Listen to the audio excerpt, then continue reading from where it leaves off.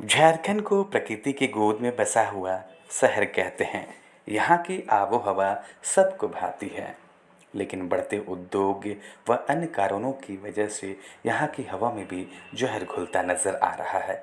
वायु प्रदूषण को देखते हुए झारखंड राज्य प्रदूषण नियंत्रण board, centre for environment and energy development CEED और centre for study of science technology and policy C STEP की ओर से संयुक्त रूप से झारखंड के 6 शहरों की वायु प्रदूषण स्थिति से संबंधित एमिशन इन्वेंटरी रिपोर्ट जारी की गई है। सर, अभी जो डेटा आया है सीट का, जिस तरह से आप बता रहे थे, उसमें ये मेंशन है कि रामगढ़ सबसे प्रदूषित शहरों में आ चुका है। तो आप लोग की तरफ से क्या प्लानिंग चल रही है? देखिए, रामगढ़ सबसे प्रदूषित शहर नहीं है। पहले से ही धनबाद, जमशेदपुर और रांची में काम हो रहा है, जो कि काफ़ी कंट्रोल में ऐसे सबसे ज़्यादा धनबाद था और अभी भी है। लेकिन है क्या, ये 3 शहरों में काम हो रहा था जो सेकेंड लाइन के थे कि और जिनका पोल्यूशन बढ़ रहा है उनके पहले ही आइडेंटिफाई करके उनके ऊपर काम किया जाए। इसके लिए स्टेट को रिक्वेस्ट किया गया था 6 शहरों के ऊपर में काम करने के लिए। ये शहर हैं आपका दुमका, पाकुड़, साहेबगंज, चाईबासा, हजारीबाग, रामगढ़। इन 6 शहरों में रामगढ़ का प्रदूषण सबसे ज़्यादा है। तो ये स्टडी कराया गया और 6 शहरों का स्टडी करने के बाद जो फलाफल आया उसको अभी जारी किया गया हाल में। और अब इसके ऊपर हम लोग काम स्टार्ट करेंगे कि इनको कैसे पहले ही चेक किया जाए और विद इन लिमिट रखा जाए यहाँ के पोल्यूशन को। सर, पैरामीटर क्या होता है?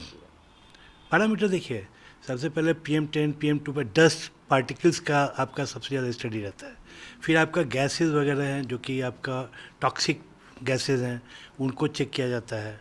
ये सभी मिला करके बहुत से उसके हैं पैरामीटर्स, सभी मिला करके उनको लैब टेस्ट करके फिर फाइनली स्टडी करके इनका फिक्स किया जाता है लेवल क्या है। आपको लगता है कि सर वहाँ पर उद्योग धंधे बहुत ज़्यादा है, कोयले का, ये सब सारी चीज़ें, इंडस्ट्रीज़ है, यही रीज़न भी है? देखिए, उद्योग तो ज़्यादा हैं, इसमें कोई शक नहीं है, चाहे वो माइनिंग के हों या माइनिंग से रिलेटेड अन्य उद्योग हों। लेकिन और जगहों पे भी उद्योग हैं, ऐसा नहीं है कि सिर्फ रामगढ़ में ही उद्योग हैं।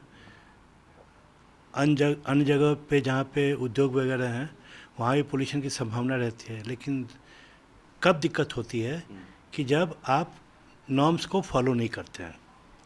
जब आप नॉर्म्स को फॉलो करेंगे, कंडीशंस को कंप्लाई करेंगे, तो पोल्यूशन कंट्रोल में रहता है।